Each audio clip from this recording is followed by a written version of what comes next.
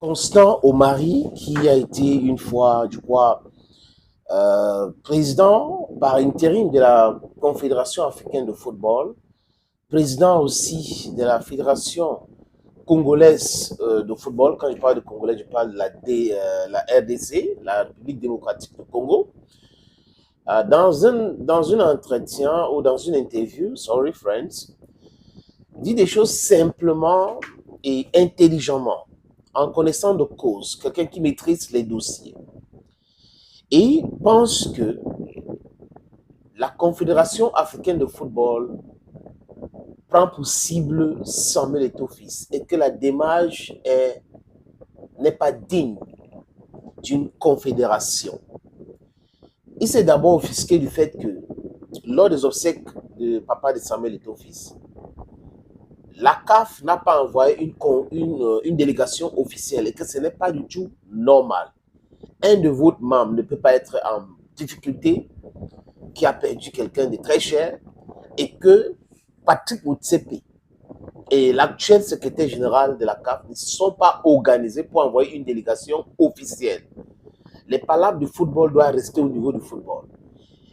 Les palabres, les incompréhensions doivent rester à ce niveau-là et on doit transcender. Voilà donc les déclarations de Constant Omari. Constant Omari dit que concernant l'enquête que la CAF avait commencé à annoncer avant d'entamer, c'était là l'erreur de la CAF. Qu'on ne peut pas communiquer sur quelque chose qu'on n'a pas encore démarré. Vous communiquez pour semer le doute, détruire l'image avant de dire que ok, notre commission d'éthique va entrer, va enquêter pour sanctionner. Ça montre que Samuel Eto'o-Fils était leur cible. Ils cherchaient juste la Libye pour pouvoir détruire le monsieur, pour détruire Samuel Eto'o-Fils. Et c'est avec le concours de Patrick Motsepe et d'autres personnes. Les noms de M. Njoya, ancien président de la Fédération camerounaise de football, soutenu par Samuel Eto'o-Fils, les gens doivent savoir, soutenu par Samuel Eto'o-Fils, est cité énormément. Parce que selon Constant Omari, les élections, c'est 2025 en ce qui concerne le renouvellement d'une partie du comité exécutif de la CAF et le poste de M. Seydou Mboumo Njoya est en jeu. Donc, comme Samuel Eto'o-Fils ne va pas le soutenir, parce qu'il pense que Samuel Eto'o-Fils ne va pas soutenir Seydou Mboumo Njoya, qu'est-ce qu'il faut faire?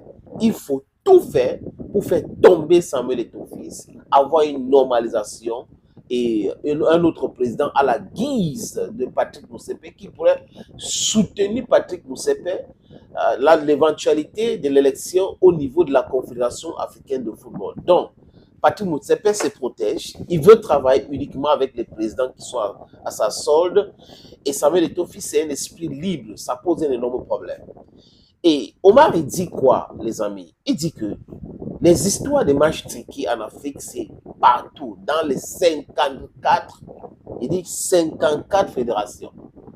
Mais pourquoi la CAF communique tant sur le cas de Samuel Eto'o-Fils? Pourquoi la CAF n'a pas communiqué à ce qui concerne les autres fédérations? Non, parce qu'on a peur de l'indépendance de l'État, on a peur qu'État puisse mettre sa candidature pour prendre la Confédération africaine, la tête de cette confédération. On a peur. Donc, on commence à rencontrer les anciens joueurs, on organise des complots avec certains anciens membres de la fédération pour faire tomber. Eto'o a des problèmes de compréhension ou de respect des textes avec Narcisse Moël Kombi, certes, mais toute la cabale contre lui au niveau de la CAF est orchestrée par des gens qui sont là et soutenus par ceux qui sont en train de diriger cette confédération aujourd'hui. Donc les amis en quintessence, Motsepe serait derrière et Omari pense que la CAF a commis beaucoup d'erreurs et que Aïto avait raison de dire que la CAF a essayé de tenir son image en communiquant sur un truc et après, quelques mois après, disait oh non, on est en train d'enquêter, on va enquêter, personne au-dessus de la loi. Et Motsepe fait ces déclarations uniquement parce que Eto'o est passé à l'offensive. Donc, il était donc obligé de dire ce qu'il a dit là On attend voir les amis, nous allons suivre cette actualité aussi, suivre tous les égarements et tout, pour savoir exactement ce qui va se passer dans ce dossier de trucage de match au Cameroun et pourquoi pas entrer aussi au niveau de la CAF pour comprendre les différents trucages. Il faut le dire, il y a beaucoup de journalistes qui ont commencé à parler, hein, spécialisés, qui parlent de la gestion de la CAF, qui n'ont rien à voir avec Samuel Eto'o, fils des journalistes des autres pays. Donc il faut regarder très bien cette organisation qui est la CAF. Ceux qui sont là aujourd'hui sont en train de se comporter comme la mafia, si ce n'est pas cela, les amis. Ils se protègent, chacun protège son intérêt. Et la personne qui pense être indépendant ou qui veut être indépendant est ciblée et frappée. C'est comme ça que Patrick Motsepe est en train de fonctionner au niveau de la Confédération africaine de football. Les amis, let's wait and see.